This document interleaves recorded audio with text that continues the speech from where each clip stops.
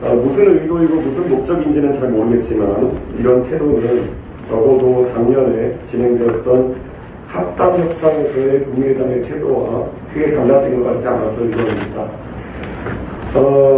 모 인사가 2월 초에 안철수 후보의 출마 포기 지지선언을 하되 합당은 안 하는 방향으로는 이준석 대표의 생각은 어떠하냐라는 취지의 문의를 당대표인 저에게 해와서 저는 합당이 매우 중요한 문제라고 강조했습니다.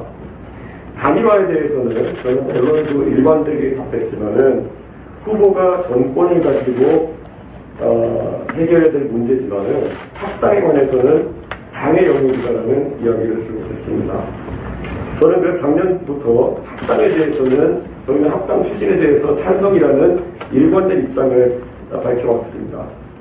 그래서 합당을 할 것이면 해야 하고 당명을 바꾸는 것 외에는 최대한 국민의당의 요구를 들어주는 방향으로 모든 것이 다 열려있다고 누차 이야기했습니다. 저는 개인적인 소신을 가지고 있습니다.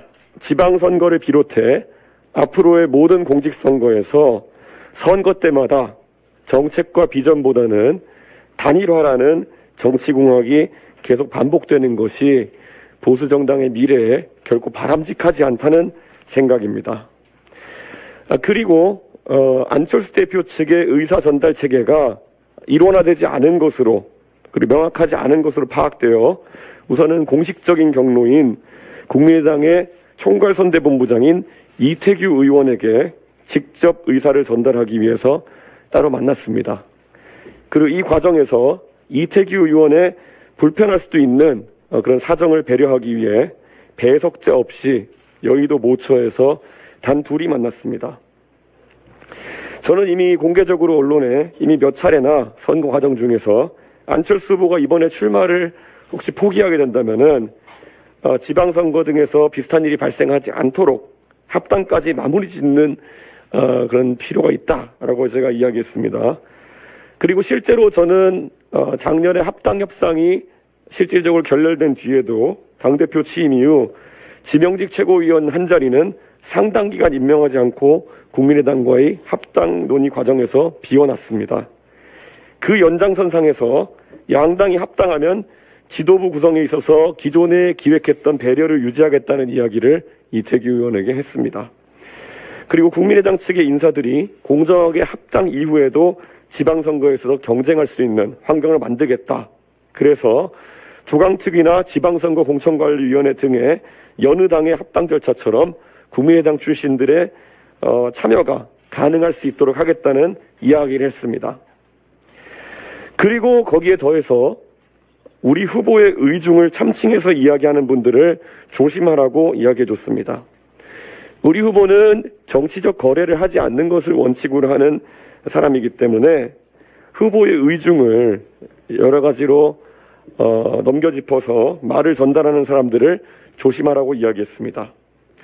그래서 저는 해당 대화에서 철저하게 제 권한이 있는 사안에 대해서 이태규 의원에게 이야기했습니다. 국민의당과의 합당 제안을 하면서 합당 이후에도 안철수 대표와 국민의당 출신들에게 예우를 하겠다는 지난 9월 합당 협상의 안을 다시 유지하면서 만약 모 인사가 저에게 접촉해서 알려왔던 것처럼 출마 포기 및 지지 선언을 한다면 안철수 대표가 최대한 정치적으로 주목받고 예우받을 수 있는, 그래서 마침 제가 기획하고 시행하던 열정열차의 2일차 종착지인 여수에서 할 수 있도록 준비를 시킬 수도 있다라고 이야기했습니다.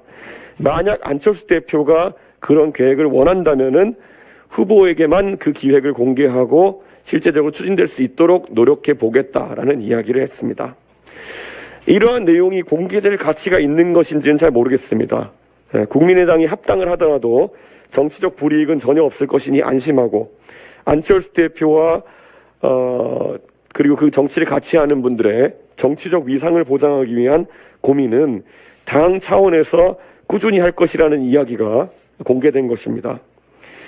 이제 언론인들과 국민들은 아셨을 겁니다. 누가 정치적으로 누구를 배려하고 우대하려고 했는지는 100일하에 공개된 것 같습니다.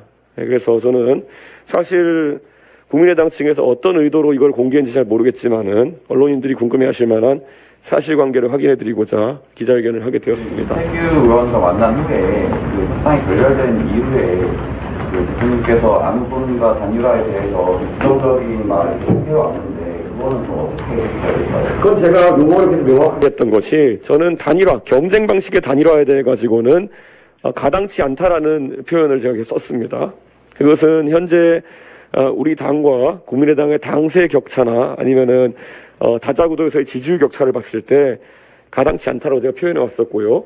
그와 별개로 저는 안철수 후보가 만약에 정권 교체의 대열에 동참하기 위한 여러 가지 선택을 한다고 하면은 그것은 당 차원에서 예우하고 우대할 수밖에 없다는 입장을 여러 차례 공개적으로 밝혀왔습니다. 그렇기 때문에 저는 아직까지도 그에 대해서는 입장은 명확하다.